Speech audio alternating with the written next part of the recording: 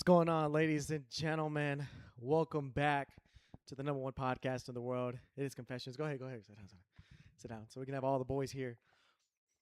What's going on, everybody? Thank you for joining us this evening. I feel like today it's an official new start. Last week, me and Raul got a little test run, but now the boys are all back. Everyone's back in the groove. Brother Jerome, it's been a minute since we last were all sitting here. No, it's now it's a test run for all three of us in one spot now. Y'all are the guinea pigs now. It's like okay, now is it feasible to add someone else? Yeah. That's what we're testing right now. And I don't know if one of y'all wants to pull up the stream because now I can't because so one of y'all can pull up the stream, and we're gonna be doing something new today. We're just adding new layers on top of everything, and so everything sound good. The audio sound good. Audio, visual, everything needs to sound great. Um, but today we're reading out of Genesis 31, Mark chapter 12, and Psalms chapter 6. We have three messages, three words of hope to leave with y'all. And so, yeah, I mean, we gotta. Y'all want to go ahead and get into it? Are we all prepared? Are we all ready? Yeah, I believe it sounds pretty good, and I think I'm prepared, bro. Are we ready? Yeah, I'm ready. I'm gonna lead the way. I'll see how this goes. Are you gonna start? No, no, no, Okay, no, I no, was saying it sounded I like said you said y'all, he y'all wanted to can, start. I said y'all can lead the way. I'll Oh, follow. okay, Yeah. we can lead the way. Yeah. All right, all right, all right. But we sound good. Sound good. Look good. So okay, I'm also part of the audience too. I've been doing trying to move over here and whatnot. So I'm excited to see how it goes. Um, so we do the TED Talk before we even start reading, right? Or do we read and then do a TED Talk? No, you are doing. You are So, I so we guess don't just read to at give a breakdown. all, no more than. We don't read at all. We do it all on our own time. Okay. Yeah. Yeah. All right, I mean, because we. I read it, but not thoroughly. So I did it today though. But I'm ready. I got notes and everything. But we'll see exactly how prepared you are because me and Raul already know. Going into this, Bro, preparation is key. yeah. No, just because the main reason was, for me at least, when we brought it up, was when I'm in like sitting down and listening, I kind of get bored. Like, I'm easily, like, you got to catch my attention. You got to keep me hooked too. And I start wondering, like, well, what usually keeps me hooked? It's usually when they're speaking, not reading necessarily and kind of just reading out of a textbook, but more like speaking about it and being very passionate about it. That's what's usually got me hooked and like up in my seat and watching and listening, engaged, rather than just reading out of a book and I'm like falling asleep. See, and that's You know where what I'm saying? yeah, I kind of get it because I go. I mean, this would be kind of a little bit of context for me. My internship, the whole end project was a presentation, and so it's kind of cool to see. It's kind of cool how to see how I just did that, and now like that's the direction we're kind of going. And one thing though I do want to avoid though is turning this into like work. I was dreading doing the presentation. I was like, oh, these people don't know what I'm talking about. But they say have fun with it, be passionate about it. No one knows what you're talking about except you. It's like though they're gonna believe you. You could tell them the sky is red, but then you show them whatever you did, and they're gonna believe you. They're not gonna question you because I don't know what half that stuff means, but I'll take your word for it.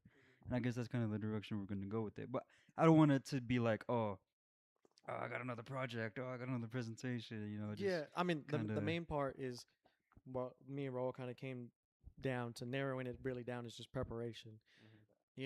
Doing things with intention. We've talked about this so many times before, and the last thing that I want to appear as is unprepared because lack of preparation is a reflection almost of how much you care. If you don't really come in prepared, then how much do you really care about it?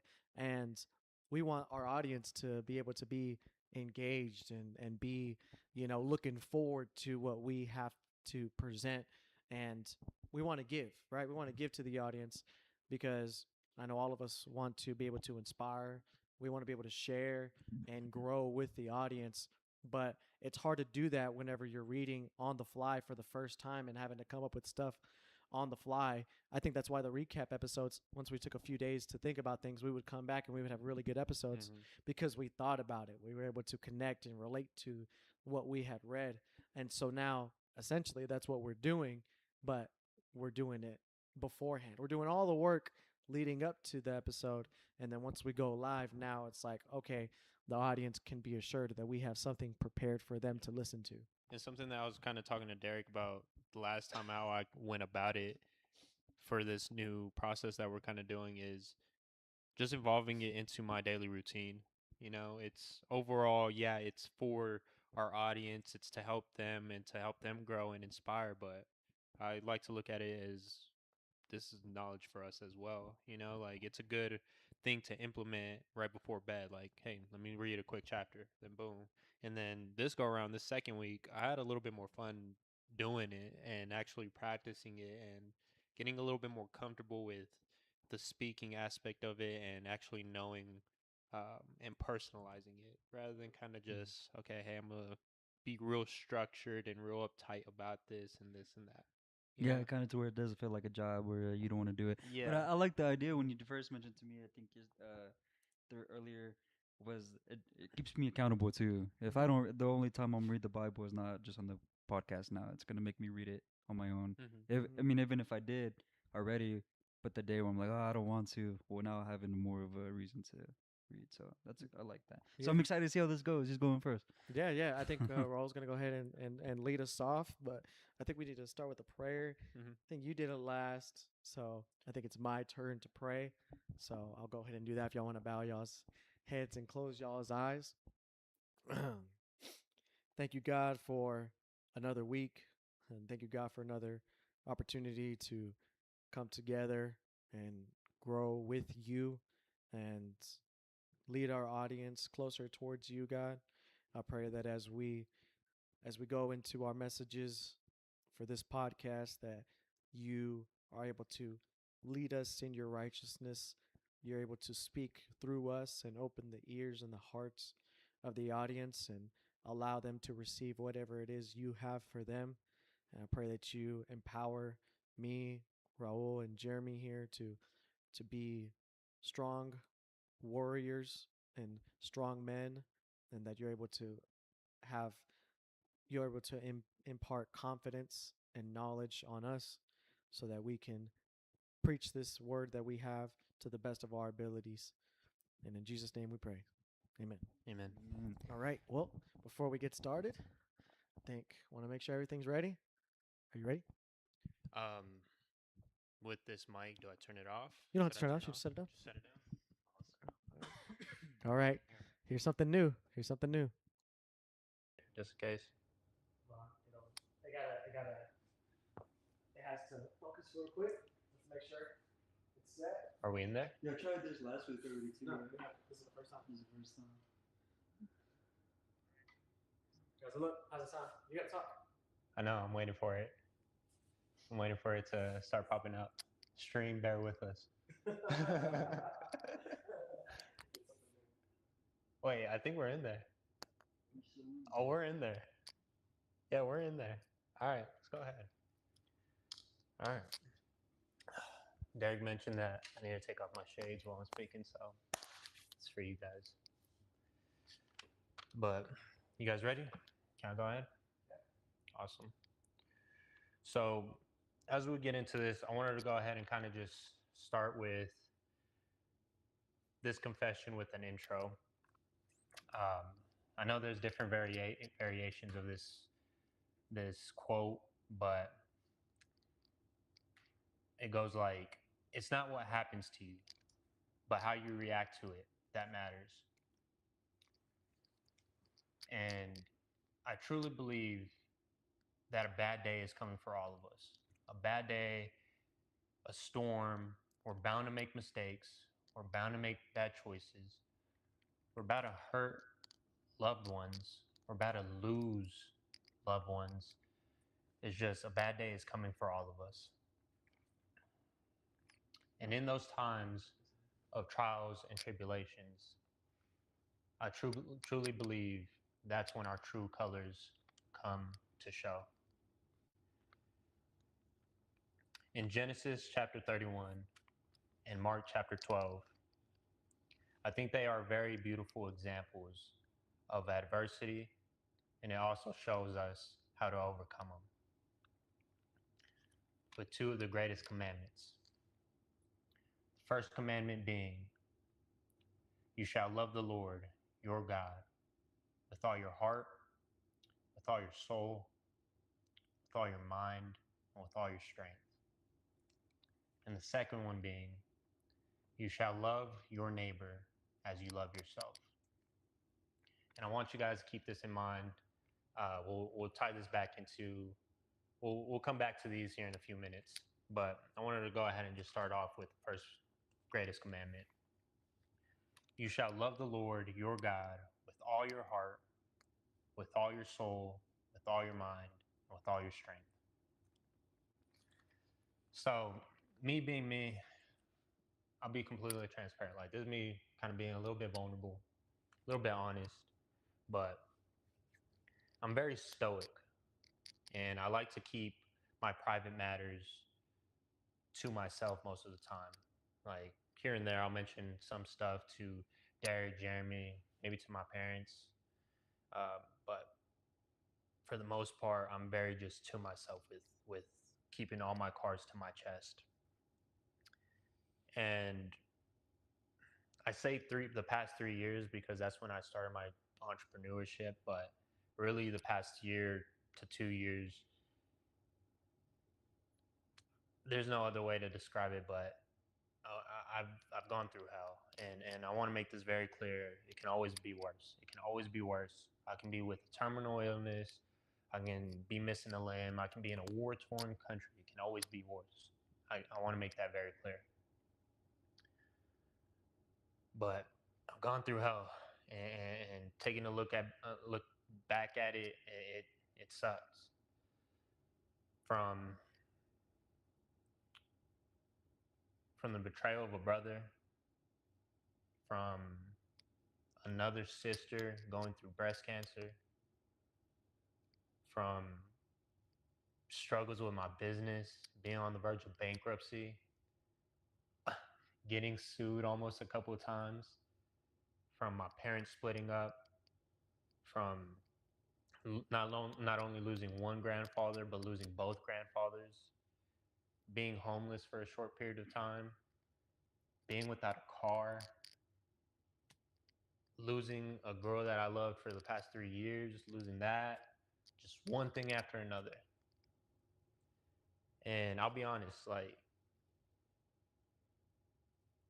there was so much doubt in my mind through that time, through that period, and I just kept on questioning God, like, why me? Why am I going through this? Why did I choose this path? I kept on asking, why am I this way? Like, why did I choose to be this way? Why is this me? And I was such on the verge of quitting. I was on the verge of going back to working a 9 to 5. I was on the verge of just calling it a day, settling. You know what? I'll go settle down with this girl, call it a day, go work a 9 to 5, and that's it. Call it done. It's cool. But I kept reminding myself of a few things. I kept reminding myself of one, with God by your side, you can't lose. I know we as a whole mention that often. I kept telling myself, it's not to destroy you, it's for you. It's to build you. It's to build the man that you want to become down the line. And funny enough, and I know this is easier said than done, but to let go and let God.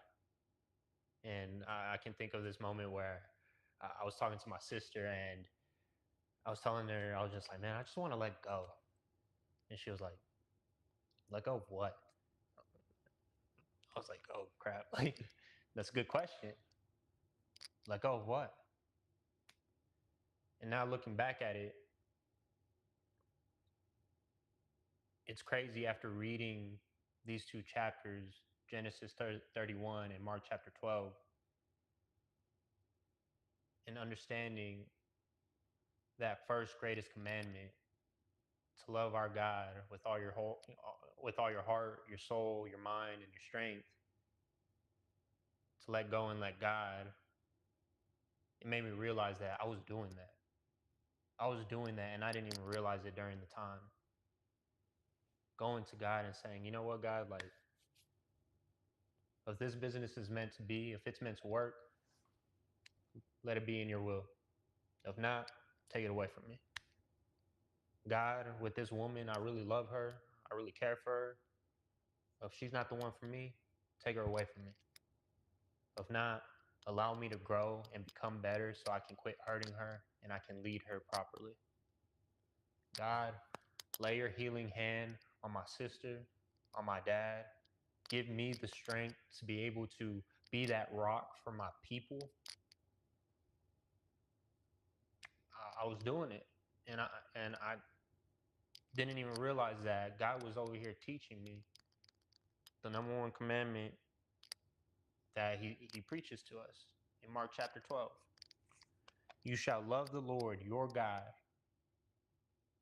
with all your heart, with all your soul, with all your mind, and with all your strength. Now, to proceed into the second greatest commandment, you shall love your neighbor as you love yourself.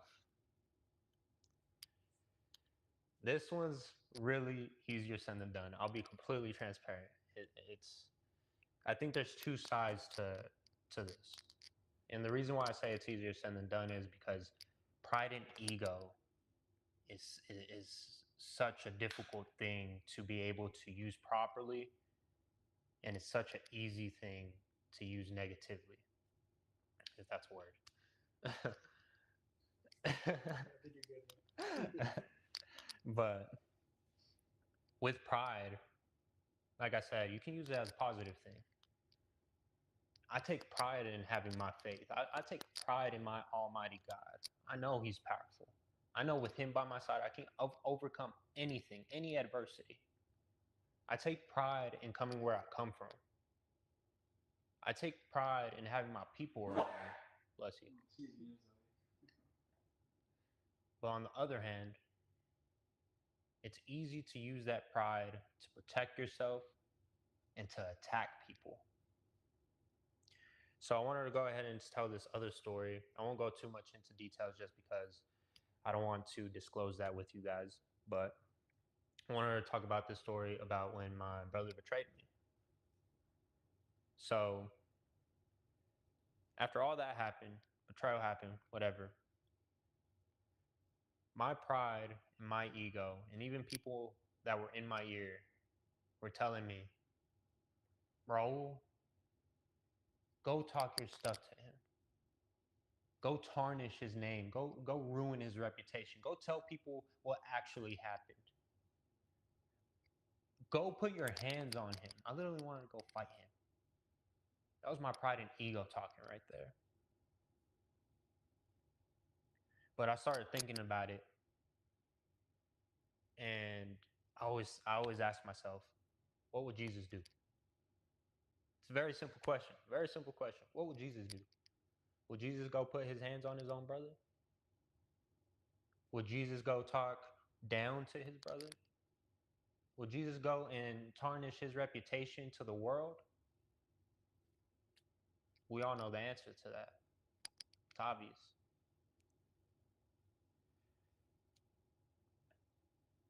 And as time went on, I kept also thinking and reminding myself,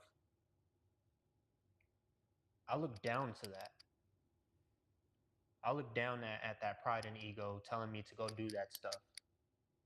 I'm better than that. I have enough love and respect for myself not to allow myself to stoop down to that level. You shall love your neighbor as you love yourself. And at the end of the day, whether I like it or not, that's my brother. And I love him. I love him. Like I wouldn't be angry or emotional over it if I didn't care about him, if I didn't have that love for him. And our God is love. You shall love your neighbor as you love yourself. And I chose to love and respect myself, to not allow myself to stoop down to that pride and ego that was telling me to go do all this stuff against my own brother. There's a time and a place when you pick up your sword. And there's a time and a place where you choose to be a diplomat. You don't pick up your sword against your own people. You don't use your pride and ego to go attack your own people. That's not the kind of leader I want to be. And I don't believe that's the kind of leader that Jesus, God, calls us to be. So, with all that being said, I think the chapter in Genesis and the chapter of Mark show two perfect examples of using these two greatest commandments. With Genesis, I turn back to Jacob and Laban. They had that tension there, man. And just to be honest, the woman didn't make it any better either. With her robbing, I think it was called a god, something like that, and hid it and stole it from Laban.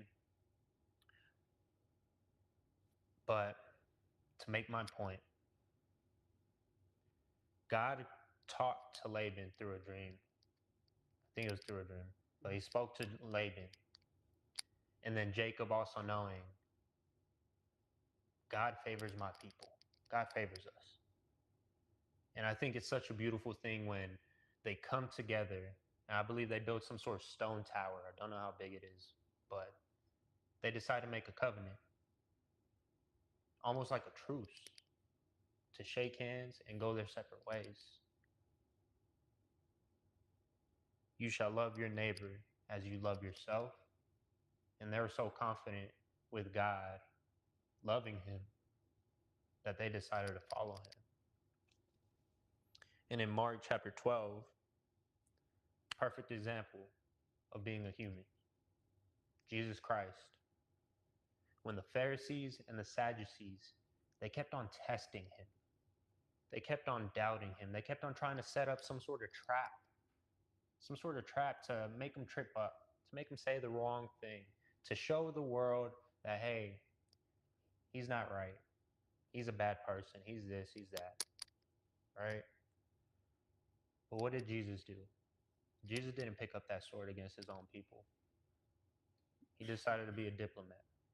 And he was able to speak in parables, right? Parables, is that how you say it? Parables, to help everyone that was there, including the Pharisees and the Sadducees and all the scribes, to understand him.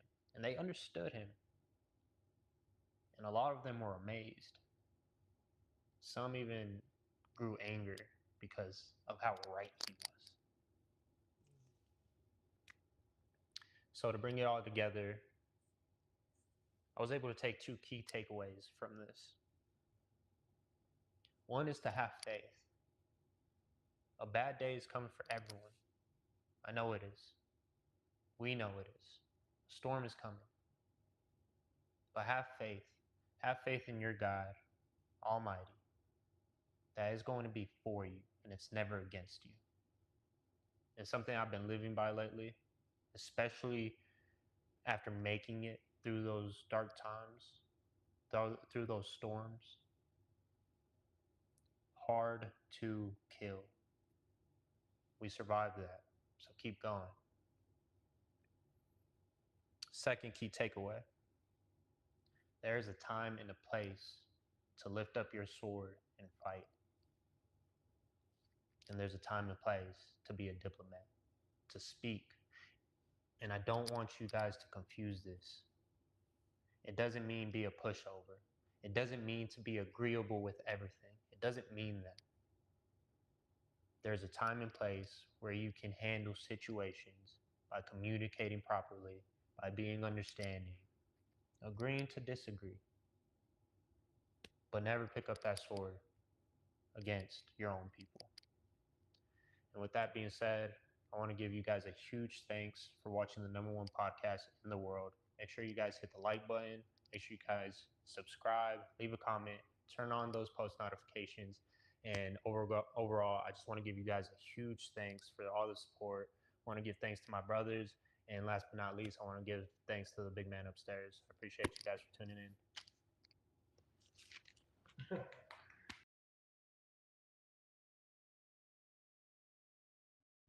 Oops. Oh, gotta hit the camera. Okay, I see what. mean- that was a W, man. That was a W. That was a good presentation. I got man. better. I got. I liked it. I liked it a lot, man. It felt very real, very vulnerable. Yeah, I enjoyed it. I enjoyed it, and I think, well, Jeremy, I don't know if you have any initial thoughts or questions. I mean, right off the bat, I like the format, but it's like, man, Ro was hitting all my points already. Everything you were saying, I was like, bro, that was, I thought about that, the Mark verse where it's like, love God with all your heart, mind, and soul. That was one of the ones that I got. Like I said, I didn't read it thoroughly, Yeah. but I got the ones that caught my attention. That was one too. And how you were saying, bad days are coming, bad things are happening. I mean, I'm going through a bad week right now, but it's a bad day, a bad week, not a bad life. And those are all the points I want to make. I'm like, man, that was really good. And it actually gets me more engaged because it's kind of like you're venting, not Yeah. venting, but it's like, man, as a man, it's in society, it's looked bad upon to have feelings and talk and Yeah. whatever and whatnot. But it's like, man, sometimes it helps more than you think. And you Yeah. might not always have family. You pray and you tell God your prayers, but He can't always give you an answer and talk back right away.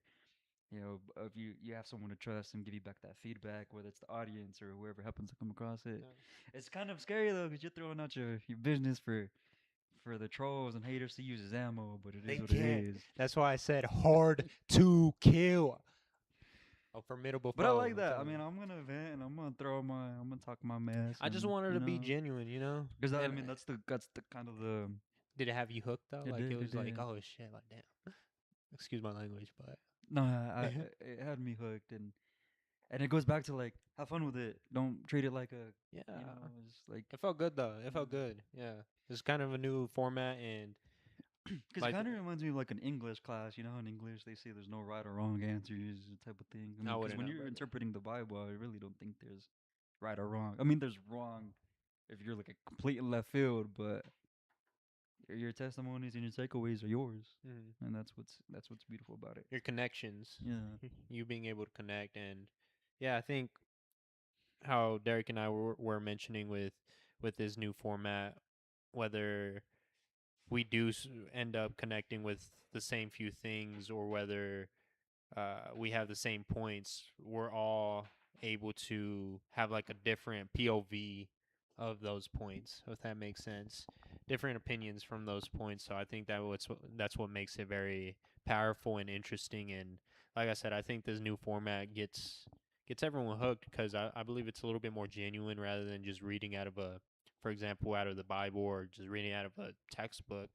And I know for me at least, trying to put myself in the shoes of the audience, uh, back in school when someone would read out of the textbook and stuff like that, I would read ahead, boom, be done, and I'd go talk to someone or just distract myself or fall asleep. So No, I get you, and I don't know. I think this is that was really good, and I enjoyed it. And I think one of the points that you brought up that I really liked the most was knowing whenever to pick up your sword, knowing who to fight against and who not, because I think that's you don't always have to be right. That's how I like to see it, and even if it's in conversations with family members of mine, my loved ones, sometimes it'll be super simple. It'll be talking to a family member about a certain topic and they're so confident that they're right or something like that. Or maybe they have a criticism, or maybe they have, let's say we're talking about sports, right? Like there's no need for me to argue with them and get so emotional about something like sports, right? I don't have to be right. I don't have to try to argue. And I guess it's just getting humbled time after time whenever you do get on your high horse and you ride your pride, and then next thing you know, now you're like in an argument and now you're hurting someone that you care about. because you just had to be right. Like you just had to bring it up and show everyone that you know everything, you know. And I think putting yourself, taking yourself out of it, like one of the things that my broker always says is remove thyself, remove thyself, remove the emotion, right? Let's try to look at this, and it's not about us. To especially in this walk with Christ, it's always about trying to empathize with the person that you're seeing, and that's the really hard part. But how else am I supposed to love my neighbor if I'm not willing to understand them? If I'm not willing to see life through their lenses, if I'm not able to walk in their shoes, then how could I ever love them? And it's something that's not, I don't think it's accomplishable. So we have to make that concerted effort to, you know, empathize with them and say, you know what, I'm not going to fight you. Let's talk. I want to understand you. Doesn't mean, like you said, but we push over. I'm going to agree with you. I'm going to, all of a sudden, you're going to be right about everything. But it means that instead of trying to fight, I'm going to try to understand. And it's a very powerful tool. It's very hard to do, but it's like that, you know, listen, don't talk. Right? Let's just I want to hear you out, and then we can if we want to have a dialogue, we can, but I'm not trying to fight you. Yeah, I agree 100%. And I think something that's helped me at least to be able to achieve and be better at that is just telling myself, I don't want to be like that. I want to be better. Like, I won't allow myself to stoop down to that because that's just negative. And most of the time, that pride and ego stuff, it's just negative, and you can see it, you can sense it, you can hear it, feel it, and you're just like, I don't want to. I won't allow myself to stop to stoop down to that. So Mhm. Yeah, it's valid, and it's a great point that I just wanted to say. That was a point that really stuck out to me. But yeah, I mean, before we proceed forward, can you make sure that the camera you want to adjust that camera over there? All right. Okay. So like zooming in a lot, zooming in a lot. I'll switch it to the other one. Hold on, what's that? No, no, no, not on that. Not on that screen. I mean, when I mean zoom in, I meant like like walk this forward. Yeah. Like bring it forward. You gotta fix it now. Yeah, here, I'll fix it. We're all you entertainment. so I'm your entertainment for the night, and yeah, Jesus loves you. No, but I think the two greatest commandments, it's crazy just because, I went through all this adversity in such a short period of time, and I didn't even realize it that God is teaching me. God is teaching me the two beautiful, greatest commandments that we are blessed to have. And I didn't even realize it. You don't realize it until you actually go through it. So I think that's amazing. Okay. We'll make it go black.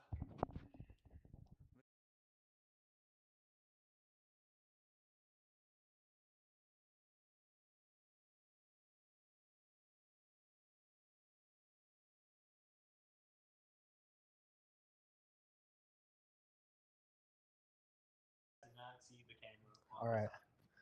All right. I think we're good. I think we sound all right. Yeah, yeah, maybe y'all can double check me on that. Make sure we sound good. All right. How are we looking, guys? It's my turn now. We'll get this all situated the next time. We just, trial and error. Okay, I think I'm gonna put this in on here. Okay. All right, whatever. I'll let it droop down. Put it on this one actually. Okay. All right.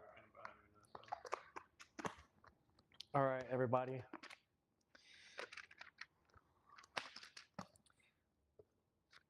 I'm on the wrong one. All right. I got my handy dandy notes with me too. Alrighty, people.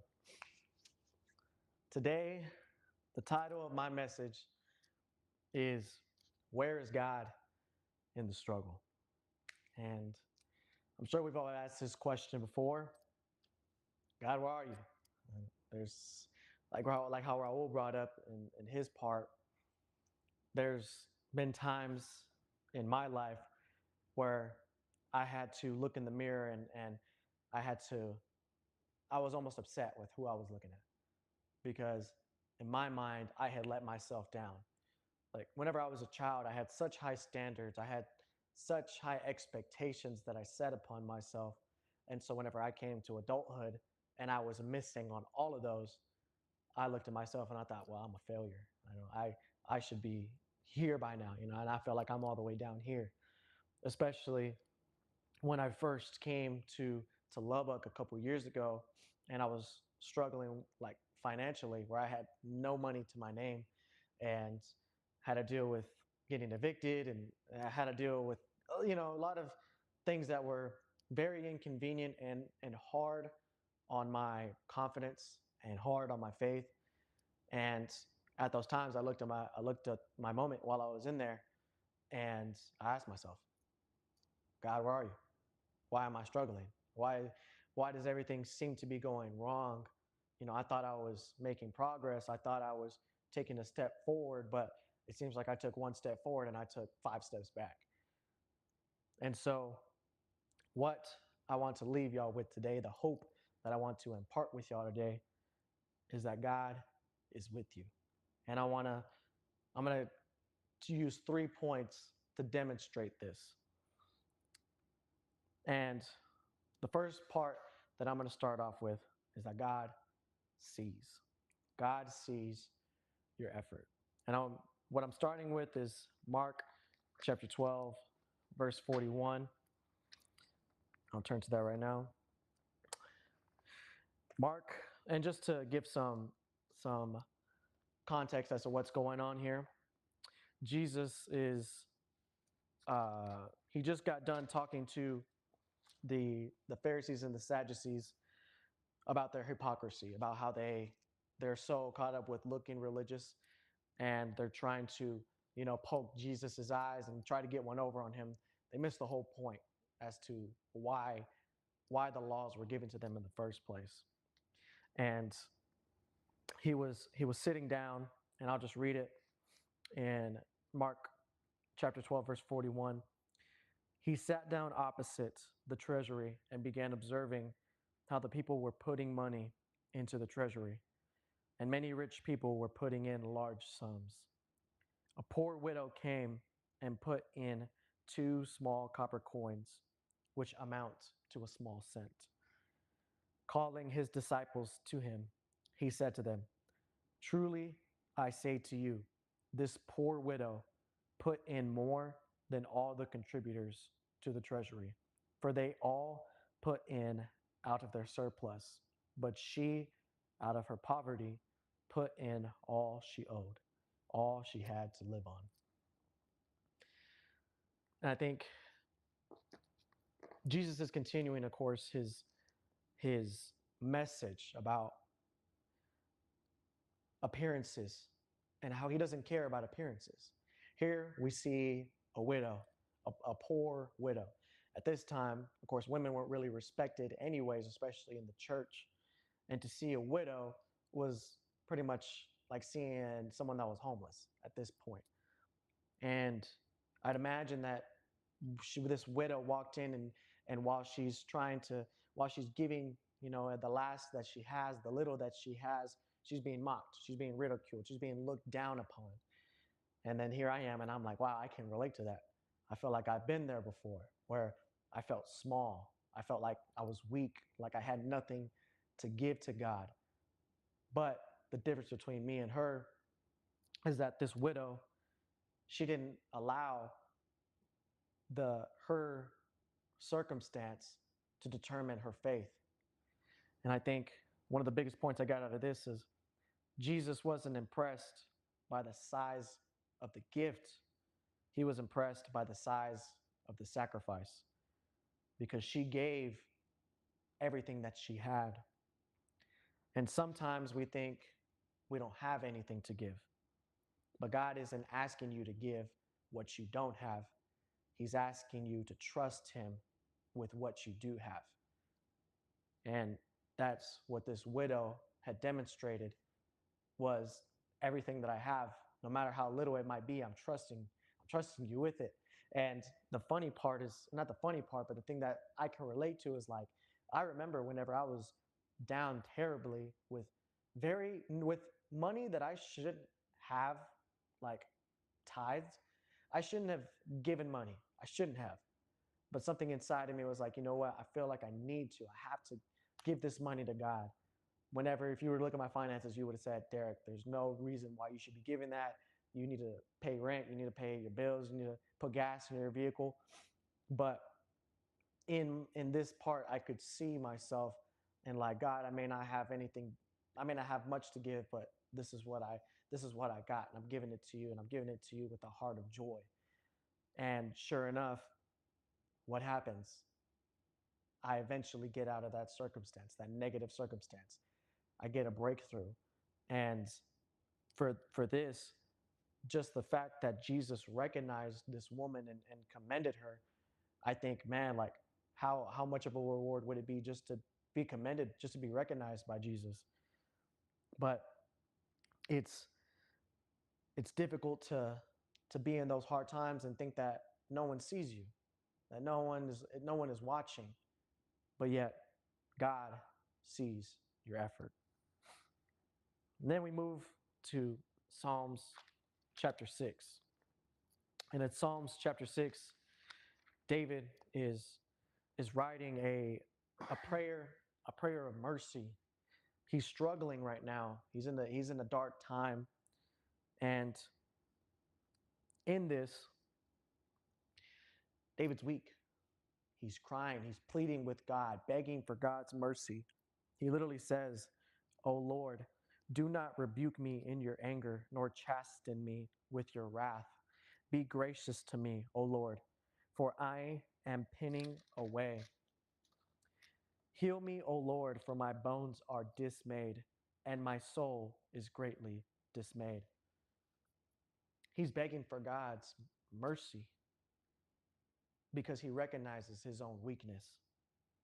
But what makes this so powerful is what he continues. He says, "But you, O Lord, how long? Return, O Lord, rescue my soul." And in verse 6, he says, "I am weary with my sighing. Every night I make my bed swim. I dissolve my couch with my tears. My eye has wasted away with grief. It has become old because of my adversaries." And I look at that and I'm like, well, I've said something similar to that before, and I'm sure y'all have too, where you're looking and you're telling God, God, I can't even get out of bed. I feel like I'm drowning. I'm literally drowning in my tears because it seems like everything is coming against me. And I'm begging God, please rescue me, save me, take this away from me, help lead me to the promised land, the thing that you promised me. But in the midst of all this, David says this in verse 8: "Depart from me, all you who do iniquity, for the Lord has heard the voice of my weeping. The Lord has heard my supplication. The Lord receives my prayer." And that's the second point that I wanted to leave y'all with, is God hears your grievances. Despite his weakness, despite his grief, despite everything that David is leaving with God, he's telling God, he's complaining, he's telling God all of his sorrows, he's crying. It says he equates it to drowning every night in his sleep. He says he makes his bed swim, but yet he doesn't not believe that God doesn't hear his prayers. As a matter of fact, he starts off weak, but then at the very end, he's proclaiming, "All of my enemies will be ashamed and greatly dismayed. They shall turn back. They will suddenly be ashamed." Now he's proclaiming that the God that is listening, that is hearing his grievances, is going to bring his enemies to shame, that he's going to make them greatly dismayed. So here we see the transition from being weak to crying with God, begging for mercy, and now knowing the fact that God is listening to our prayers, listening to our grievances, and that gives us confidence, that strengthens our faith to be confident that, you know what, God's going to come through in the things that are coming against me, the people that are coming against me, the people, the forces of the enemy, whether there's, like Raul said, there's bad things coming, bad things are coming. But all those negative things, God is going to make me stand tall, make me stand above them, even though in this current moment, in this current circumstance, I'm drowning and I have nowhere to go. I'm suffocating in all of my sorrows. God is going to lift me above that. And He's going to put all these negative things down. He's going to put them to shame. He's going to put it to rest. And I think that we struggle with vulnerability, we struggle with weakness, we struggle with it. And we want to come to God and be all high and mighty strong. God, look how good I'm doing. Look how strong I am. But God, He doesn't need you to be strong when you come to Him. He wants you to come to Him because you're weak. It's like how Jesus had mentioned earlier in Mark, or in Matthew, that He didn't come for the sick, or He didn't come for the healthy, He came for the sick. Hospitals are built to help out the people who are in need of it. It's not to, to make healthy people more healthy. And so whenever you are struggling, whenever you're going through these hard times, that's the time whenever God's opening His arms up to you and saying, hey, come to me. I hear you. It even says later on in Psalms that He collects our tears in a bottle, that He writes down every single one of our grievances in a book. God is pleading with you. He's begging you, hey, you know what? Whenever you're feeling weak, that's whenever you should come and lean on me. Let me give you my strength. And in the previous psalm, he was talking about how he was asking God to lead him down the path of righteousness. And so whenever we feel weak, that's whenever we need to go to God. So from what we saw, the widow had nothing financially. David had nothing left emotionally. But neither of them believed having little meant that they didn't have anything to give to God. That leads me to my third point. God protects what you can't. This is about Genesis 31. And in Genesis 31, we see Jacob and Laban. And Laban, at this point, he kind of resents Jacob. At first he started off and it was like they were all buddy-buddy. They were good friends because Jacob came and so did all the blessings that were promised to him, his father before, his grandfather, and the rest of his lineage. But now Laban, he despises Jacob, and Jacob can sense it. And so God appears to Jacob in a dream and He tells him, go back to your father's house, go back. And so Jacob, has this plan to leave and take his wives and take what belongs to him and depart from Laban. And he doesn't want Laban to know, because he knows that if he tells Laban, that he's going to start a strife and he's going to try to take away his wives from him.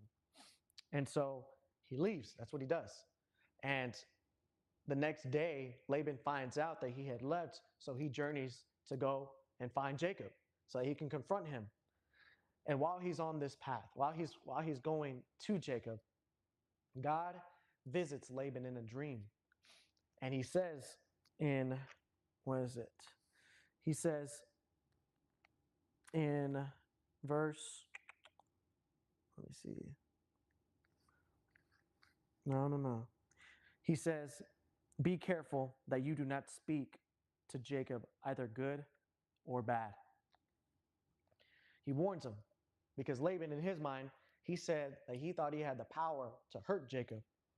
And that's kind of what he was going to do. So he finds Jacob, finds him, and he finds his wives. And he's looking for idols that Jacob's wife, Rachel, had stolen and hidden. And so he's going through, rummaging through the tent. And eventually Jacob gets frustrated. He gets angry. And finally he lets Laban know, he gives him a piece of his mind. Because prior to this, let's just set the table. For 7 years, he worked for the hand of Rachel. But whenever the 7 years had come up, the father, instead of giving him Rachel, gave him Leah. And so he said, well, if you want Rachel, then you're going to have to work another 7 years. So then he obliged and worked another 7 years. And then he had to work another, I forgot, 10, 14 years so that he could build his flock up. And each time he changed his wages. So he was trying to steal from him. He was mistreating him. And Jacob had put up with it the entire time. But finally, he lashes out and he says to Laban in verse 36, what is my transgression? What is my sin that you have hotly pursued me? Though you have felt through all of my goods, what have you found of all your household goods? Set it here before my kinsmen and your kinsmen, that they may decide us between you two. These 20 years I have been with you. Your ewes and your female goats have not miscarried, nor have I eaten the rams of your flocks. That which was torn of beasts I did not bring to you. I bore the loss of it myself. You required it of my hand, whether stolen by day or stolen by night. Thus I was. By the day, the heat consumed me, and the frost by night, and my sleep fled from my eyes. These 20 years I've been in your house. I have served you 14 years for 2 daughters and 6 years for your flock, and you changed my wages 10 times. If the God of my father, the God of Abraham, and the fear of Isaac had not been for me, surely now you would have sent me away empty-handed. God has seen my affliction and the toil of my hands. So he rendered judgment last night. And I think here, this is just the demonstration of exactly what God does on your behalf. Maybe it looks like you're having to deal with one thing after another. And you're having to put up with this for a couple of years. Now something else comes up with you for a couple of years. This whole time someone's trying to do you wrong. This whole time someone's mistreating you. Someone's taking advantage of you. And yet the whole time God is protecting you without you even noticing it. And it isn't until after the fact that you realize, oh shoot, this whole time God was on my side.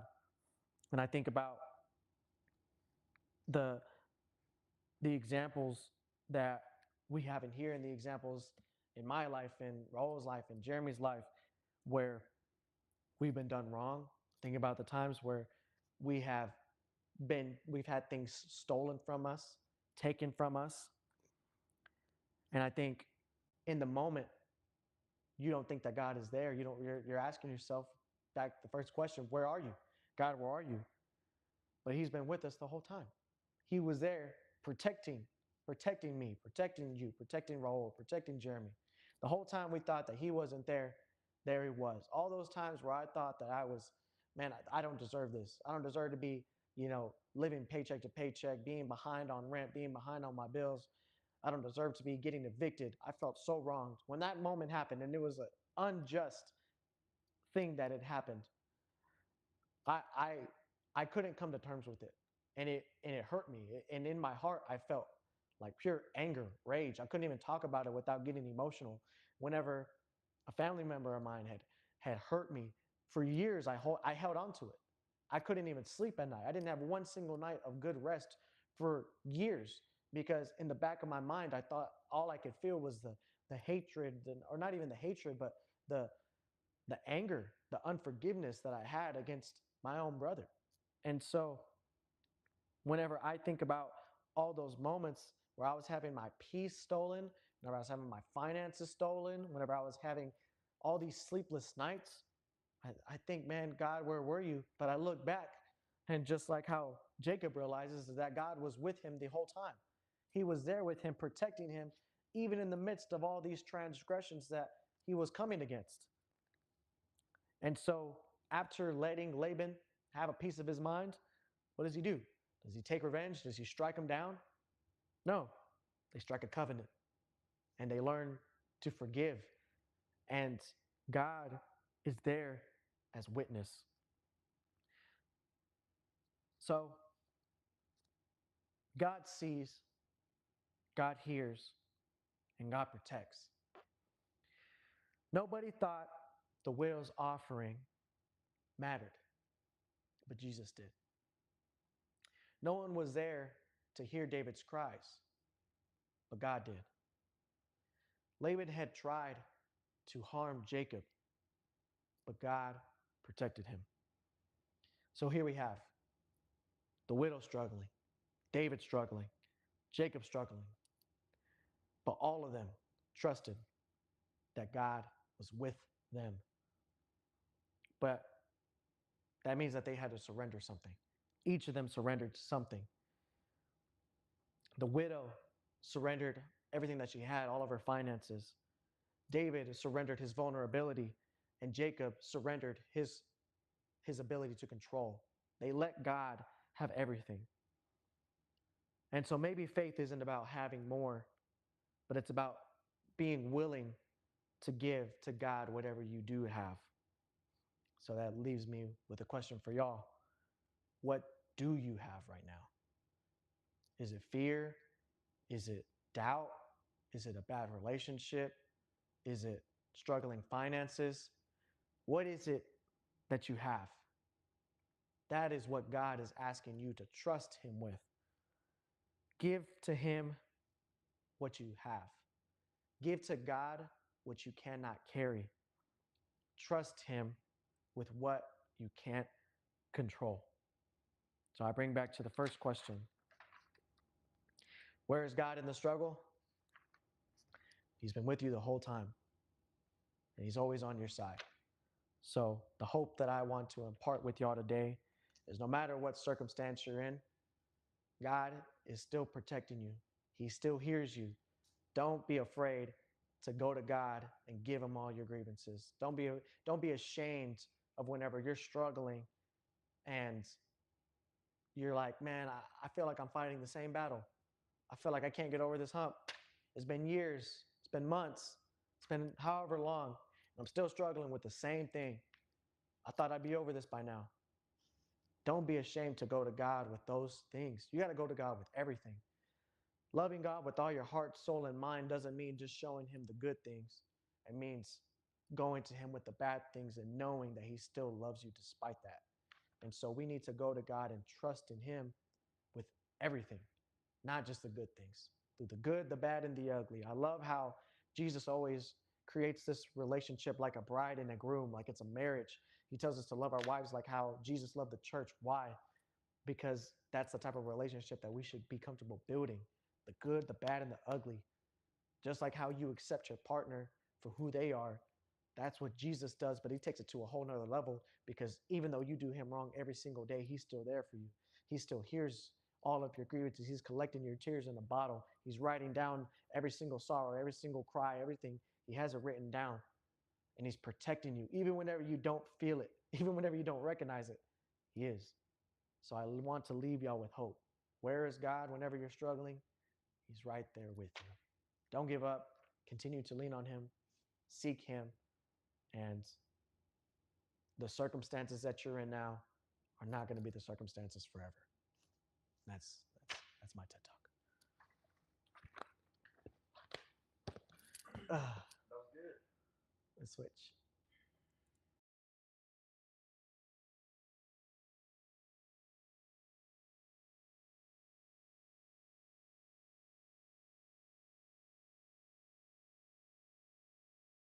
Oh, I keep forgetting about this thing. Oh, we got to click it. Yeah. Okay. Bad. But I think he had a good point. I think the part that I liked the most was when how you're mentioning that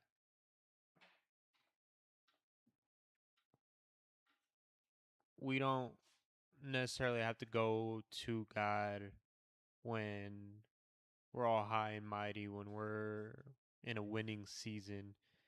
And I think you used a good example with uh, that one lady, the widow, where she went to God and gave her like all that she had already, and God looked at her and was appreciative because of the size of the sacrifice that she made, knowing that hey, that was like all that she had, and she just gave it up to God. And I think that was a very beautiful point that you made. Thank you. Thank I you. did realize too, though, it is gonna be kind of hard for the third person to go. Maybe it was a little bit easier for the when it's two, but you both took points that I had, and Nah, bro. uh, Nah, but nah, like the good nah, and the nah. bad and the ugly aspect of it. It's true because I mean lately I've been a little bit bad and ugly. I've had negative feelings. I've had, the ugly, and it comes with the good. People just want to be there for the good, but that's not how it works. That's not real life. You got to take it as come as you are. But that's one thing we're gonna have to tweak this a little bit. It'll be interesting to see how it plays out. I mean, but don't get me wrong, yours are both gonna be like significantly better than mine. But I like that. Hey, But it's now you all know. right. This is your first go around. This Yeah. is your first go around. This time like this is our second try, so we actually have a little bit of XP. Yeah. I felt more So- confident going into this one too. I felt more comfortable just because I think I did an actual practice run. I Yeah. know I And mentioned also I this last noticed you time. connected a common theme between each one. Mhm, They all lost something, whether it was mhm, physical, emotional, or mhm. that's one thing. I was like, okay, there's a common message. You connected something between all three. That was one thing I really enjoyed. Mhm. Yeah, I mean, I try to structure it like if I was preaching, honestly. Yeah, and I felt like I was in church for a little bit. I was like, dang, those are some good messages, and it's you're flowing. Uh, that's one thing I enjoyed. There's a lot more heartfelt. I can tell a lot more intentional, which obviously that's the goal. But it is kind of weird missing out on the stories now, like reading them live, and Mhm. I mean, you already know them, but it's kind of hard for sometimes like maybe the audience if they didn't read it. But you did a good on explaining what was going on for someone who might not have read it. Mhm.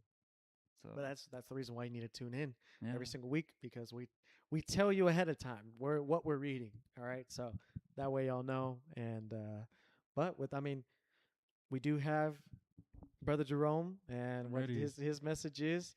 So I mean, if you're ready, you think you're ready to go? Yeah, I'm ready. Let's do this. You got the I gotta speak to this one, right? yeah. Can I turn this one off? Did you click it or what?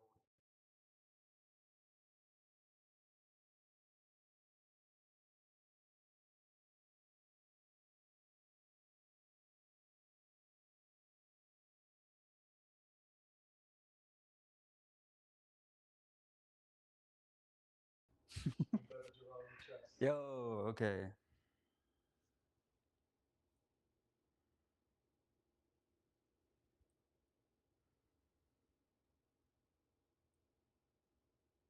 You see like a little palm. You want to put that to the floor? Oh, this? Yeah, just move it. Yeah. I'll just do it like that for now. Alright. Okay, forgive me, guys. I don't have my Bible with me. It's somewhere in the boxes and stuff currently being unpacked. Starting a new journey, and I relate it heavily with Genesis. I don't want to start with Genesis. What's really caught my eye is Psalms, Psalm 6, specifically with King David. In the beginning, we see that he's crying, he's weeping, he has so much stress and pressure, not only from, his friends and family, but from enemies even. And sometimes the enemies, you never know when you're going to get caught lacking, when they're going to try their hardest to come at you, or when they might see you down and think that that's the prime opportunity to come and kick you while you're down. And lately, I've had these negative feelings. I felt like King David. There's been, full transparency. We're all transparent here. We're being intentional. And I'm going to let this happen organically. I'm not going to try and throw no filler words, be some hot shots. Genuine feelings here and connecting to what I read. Lately, there's been maybe once or two times where I've wanted to shed a tear, and kind of like from Cloudy with the Chance of Meatballs, I felt like the officer, get back in there. Men don't cry. Men are strong. Men are supposed to do this. Men are, don't be weak. There for a minute, I felt a weak, sad, lustful man that has no clear direction. But I realized like that's not me. That's the person I killed a long time ago when I accepted Jesus Christ as my Lord and Savior, and I have the date for it now, and I got closer. And I have people telling me, "Oh, you're so mean, and you're so straightforward," and I agree, but I also say the truth hurts. My delivery can be a little bit better, and that's something I'm working on, right? But at the end of the day, I see it as I'm not here to be a yes man. I'm not here to be a pushover. There's definitely ways I can address things and be more intentional, be more nice about it. because lately I've felt like King David, and I've wanted to cry, and I've prayed, and I've gotten to dispute with two people that I was really close with and I was talking to all the time, and all of a sudden, for my own ego and my own selfish reasons, I cut that tie, right? And it was in a moment of anger, immediately regretted it, and I haven't experienced that or went through that in a long time. Everything's been smooth sailing. That my anger issues and my evil sins, all that, those were becoming stagnant. And I was like, okay, I'm winning, and all of a sudden it flared up, and it happened out of nowhere, and it quite coincidentally happened where I'm coming on a big transition, excuse me, in my life. Moving in with the boys, being on my own, a little bit more independent in a bigger city. Kind of, we can go back to Genesis now. The main theme of Genesis 31, where Jacob and Laban were disputing, had a toxic relationship, and eventually you see Jacob put those boundaries up, and he's like, "Hey, I'm leaving. I don't want to deal with this. I gotta choose me. I gotta choose my happiness. I gotta choose my family." And that was one of the main ideas that I've got from Genesis, and I can relate to that because the past 2 3 years I've already moved 3 times. I've never had a really true place to call my own. I've lived in dorms, I've stayed with my parents, and it's kind of crazy because I can put everything I own into my car and a charger. I don't need a truck. I don't need a U-Haul. It's just everything I owned in my name, everything I worked for, I was able to bring here, and I was happy with that, and I was okay. And you have people being like Laban, "Oh, stay here, be comfortable in Plainview. It's easier to be save up financially here. You'll be comfortable. You don't have to be, out there and about. Who knows what's gonna happen? Wrong place, wrong time." And that's fear mongering, something that Laban would do to Jacob. But I want to be like Jacob. Here in Genesis 31:3, it said, "Then the Lord said to Jacob, go back to the land of your fathers and to your relatives, and I will be with you." He's going to be with you no matter where I go, whether I stayed in my hometown or whether I did this transition in my life. And mind you, it kind of is a little scary. As a man, I'm not supposed to feel these negative feelings, but I've I've come to realize I'm done with what society tells us to do. I'm done with saying, "Oh, you're supposed to graduate in 4 years. Oh, you're supposed to move out your parents by 18. Oh, you're supposed to have a wife and kids by 25." I'm done with all that, and it's on my own time, on God's timing and God's will. If God's okay with me moving in with my boys, okay. If He's okay with me finishing school in 3 years, okay. 5, all right. Doesn't matter, because at the end of the day, I'm building a lifestyle, I'm building a career, and a part of my career and lifestyle, I want to implement Jesus.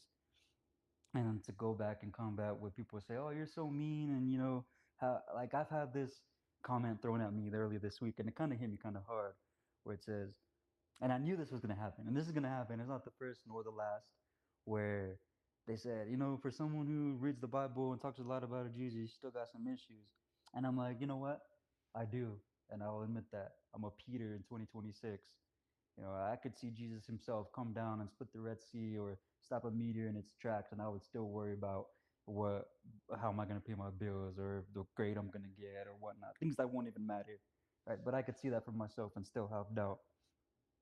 But nonetheless, I've been transitioning into where no one can tell me anything except God. If God says no, then okay. If He says yeah, let's do it. If He doesn't have a problem with anything that I'm doing, then why should anybody else? And I think that's kind of a selfish way of looking at it. It's also a truthful, hurtful way that some people might take, and that's something that I'm trying to adjust on. So those were the two messages that I got from Genesis and Psalms. Mark, on the other hand, that one was kind of a heartfelt story, and with the women, and it just goes to show that, man, if you just give the shirt off your back to someone, that's more than enough. It doesn't have to be some grand scale. You often hear stories where uh, usually it's the homeless people that are giving, what little they have, or sharing a meal with someone, and you go to a rich neighborhood and they're gonna look at you with disgust. Most of the time, not all, but that's generally what it's like. So to see that lady give only two, I think it was 2 coins that she had, that heartfelt gesture, although a small scale, was more than if someone who gave everything they've had and still lived in sin and still didn't mean it, and we're like, okay, I did my part, I gave my tithe. Kind of like going to church on Sunday and then being the mean to the waitress or waiter after you go eat, right? No, I'd much rather go and be there and not give anything. Maybe it's $1, but then I know my heart's genuine because I'm going to go and help and bless other people afterwards, and not completely flip a script. So moving on a little bit from Mark, right here it says Mark 12 for 43 44. Jesus knows that the poor widow's small offering is greater than the large contributions of the wealthy because she gave everything she had to live on. Now that's scary. I know we've even seen in past readings where it's harder for a man to get, or it's harder for a camel to get through the eye of needle. Hold on, let me rephrase. I got it. I got it.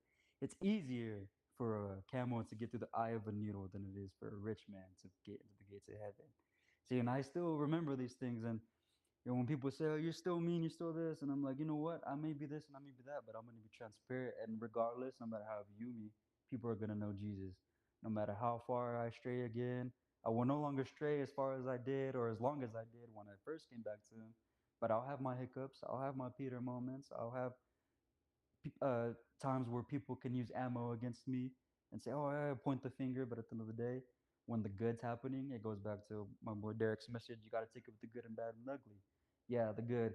Oh, I'm able to make my own schedule. I'm going to school without having to pay out of pocket, which is a blessing, for a lot of people. People would do anything to not be able to pay for school. Moving in with my boys, growing, you know, that's all good and people want to see that. People, oh yeah, that's when they cheer you.